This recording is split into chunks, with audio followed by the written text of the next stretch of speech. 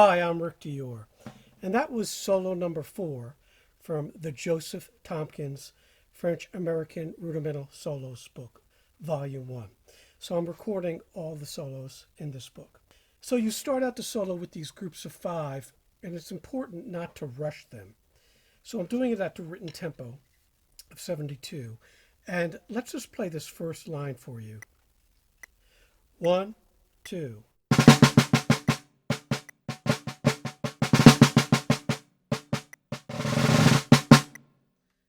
So one thing I'm doing there is I'm bouncing this diminuendo on the 5.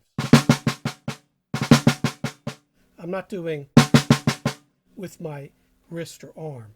It's very relaxed. It gives it kind of an organic sound and not a banging kind of sound. Some of the dynamics are different, so pay careful attention to where they go. Most of the solos is at a mezzo forte tempo, but later on the second page we get up to forte.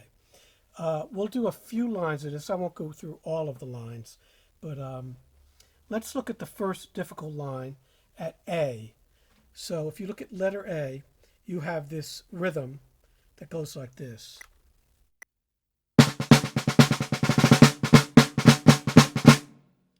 Going on, the line after letter A, that's also a tricky line. And make sure that you're doing all the rolls correctly. The ones with 2 slashes should be open, and the ones with the Z should be buzzed. So I'll play it from letter A for you. 1, 2.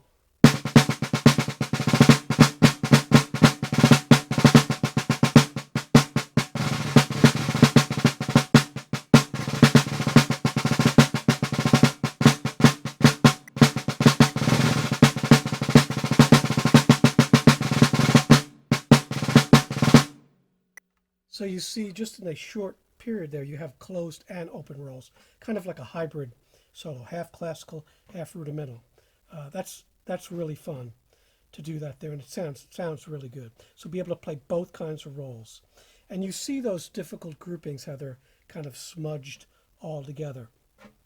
Now this figure, starting the bar before the second page, is simple, but it gives a lot of people trouble. It's just a triplet figure that's basically almost like a swing rhythm. So we'll play the bar before the second page. 1, 2.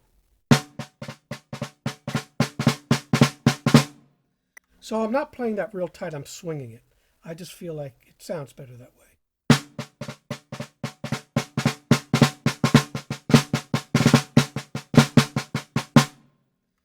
Now, starting at letter B, you have these 7s with different stickings.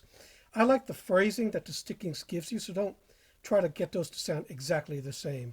In other words, doing them with one hand would sound like this.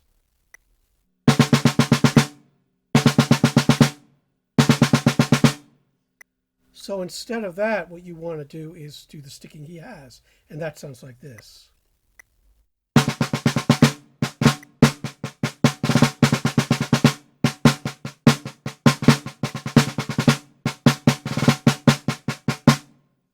So that adds a lot of flavor to it, a lot of character.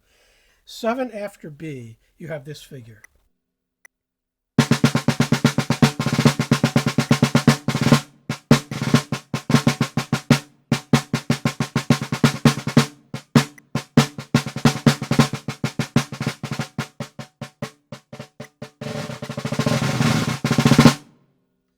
That last bar is also tricky. You have 2 7-stroke rolls, and I actually bring out the beginning of each roll. Again, I think that adds a little character to it. So a really challenging solo. I definitely would suggest you work on your 5s with one hand. And I forgot to mention the second line, this over the bar line 5, is extremely difficult. Let me play that for you. 1, 2.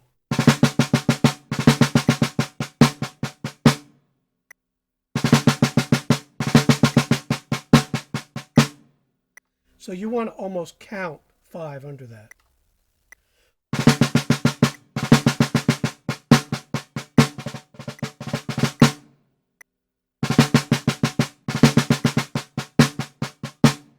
It's strange. It doesn't necessarily sound like it looks, but That's the way you want to do it. And try to stretch that 5. One more time. 1, 2.